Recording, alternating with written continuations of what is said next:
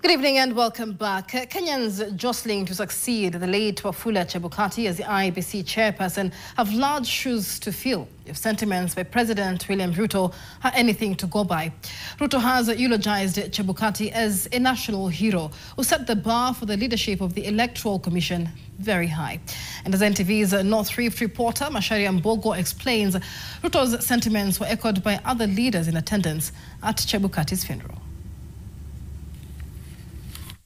The late Wafula Chebukati died on February 20th after a sickness that saw him seek treatment in Kenya and Germany. And today, family, friends, colleagues and leaders gathered at his rural home to pay their last respect. He just decides we're going to do this. And then along the way, he says, now you run with it.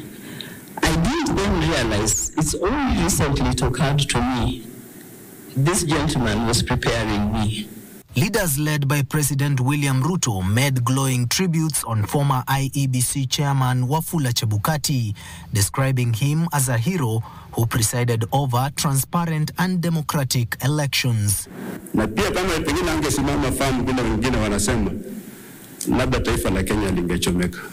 As a employee, as a man, as an officer, must take a stand. And I think he took a stand.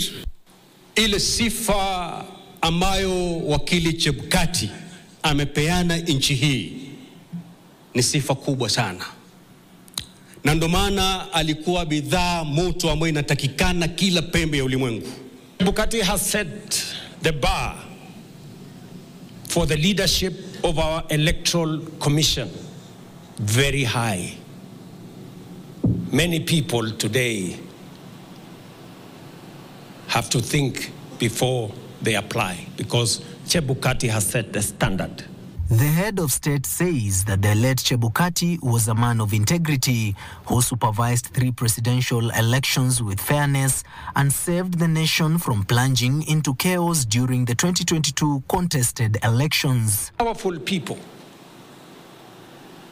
from the security sector, from the administration, went to Bomas to try and change the elections of 2022 with might and money and power. But Chebukati said he would rather do the right thing. Pengine kwa sasa tunaweza lichukulia tu kwa mambo ya uraisi na kusema ilikuwa niamue iwe pande hii ama pande hile. Lakini ile kitu ambayo mimi najua alifanya ambaye sio kitu cha kawaida watu kufanya. President Ruto said the late Chebukati faced a lot of intimidation and threats during the 2022 contested presidential elections, but stood by his democratic principles. Ruto maintained that his administration will exercise his discretion in issuing identity cards to promote equality to all communities. The president was responding to Trans Nzoia governor who challenged him to return the mandatory vetting for issuance of national identity cards in northeastern Kenya. Wale wazee ambao wanakaa katika hizo kamati wanakuwa vetted vizuri, wanalipa mshahara, maana walipa mshahara. Hata kama walipa mshahara inachelewa sana, alafu wanaleta ukora kidogo ili watu wetu wa Kenya wapate vitambulisho. Sababu ya vetting haizuii wa Kenya kupata vitambulisho, inazuia wageni kupata vitambulisho. Wanapata vitambulisho kwa hali moja. Alafu kuna Wakenya wengine wanapata vitambulisho kwa kiwango kingine. That is unacceptable, it is undemocratic, it is unconstitutional, it is illegal. And we cannot continue with that kind of parochialism.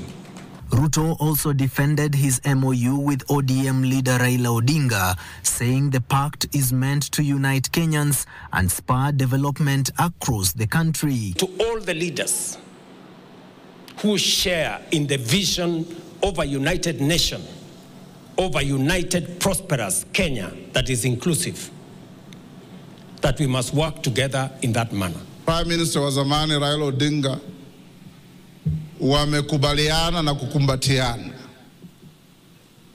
kupeleka nchi yetu mbele. Hapo ndio sisi zote wapenda amani, wapenda nchi yetu tuko. As the former IEBC chairperson is laid to rest here at Sabata village in Trans Nzoia County today, the family describes him as a loving and caring person, whereas colleagues and friends describe him as a mentor, while leaders have described him as one who was courageous and showed utmost integrity during the 3 most competitive elections in the country. Macharia Mbogwa, NTV, Trans Nzoia County.